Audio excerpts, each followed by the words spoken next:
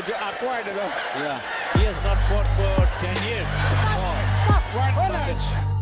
Kilala ang mga Mexican boxer na maaksyon lumaban sa ibabaw ng lona at talaga namang hindi umaatras sa bakbakan.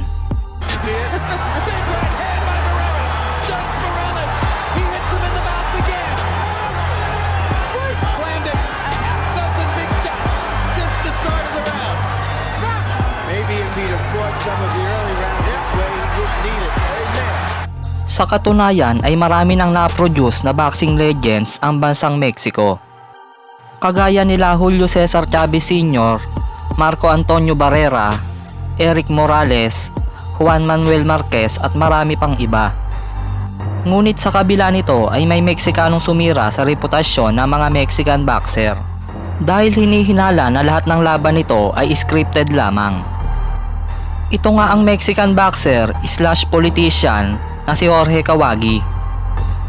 Si Jorge Kawagi ay lumalaban sa Cruiserweight Division, kung saan naging WBC International Cruiserweight Champion ito at naging WBO Latino Cruiserweight Champion din. Taong 2015 nang dumayo sa Pilipinas si Jorge Kawagi upang harapin ang kapwa Meksikano na si Ramon Olivas. Ang kanilang bakbakan ay undercard ng labang Donnie Nietes versus Francisco Rodriguez na ginanap sa Waterfront Hotel and Casino sa Cebu City. Bago ang laban ng dalawa ay may malinis na record si Jorge Kawagi na 11 wins, 0 loss at may 11 KO. Habang si Ramon Olivas naman ay may kartadang 13 wins, 3 losses at may 9 KO.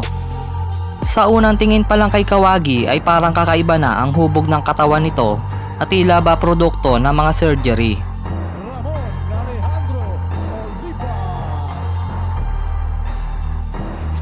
national champion and a Latino American champion and international champion for CMB. Brought to you back from Mexico and Mexico. Please welcome Jorge Kawagi.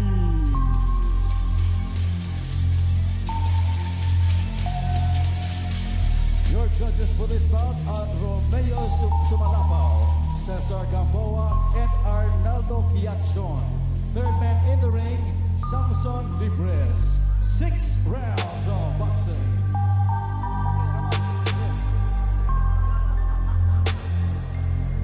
You have been given instructions.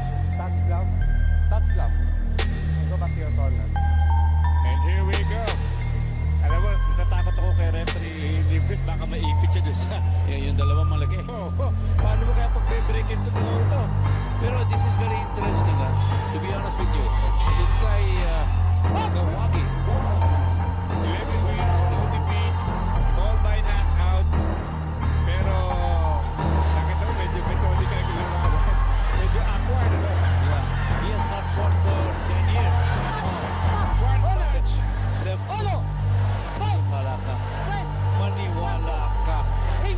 At Ilocan, si Olivas, a short left. Short left. Three Libres ang laban because Olivas is just getting pummeled. Nakita mo naman. Let's set the record straight. This fight was requested by Fernando Beltran of Zanfo Promotions. All right, and Alan just accommodated them because they do some business with Zanfo, but it meant nothing because I think Zanfo takes care of all the expenses. Now, this guy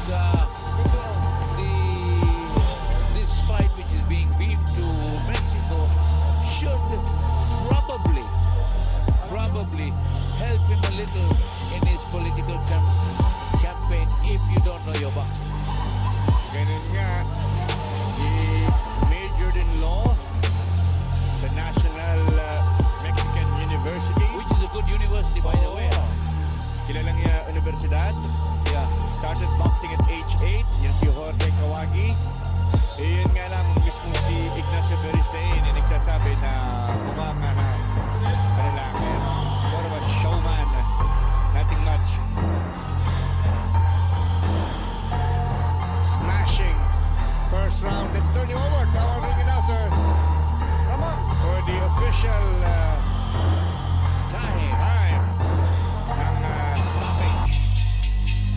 All right, ladies and gentlemen, we have the official time at 57 seconds of the very first round.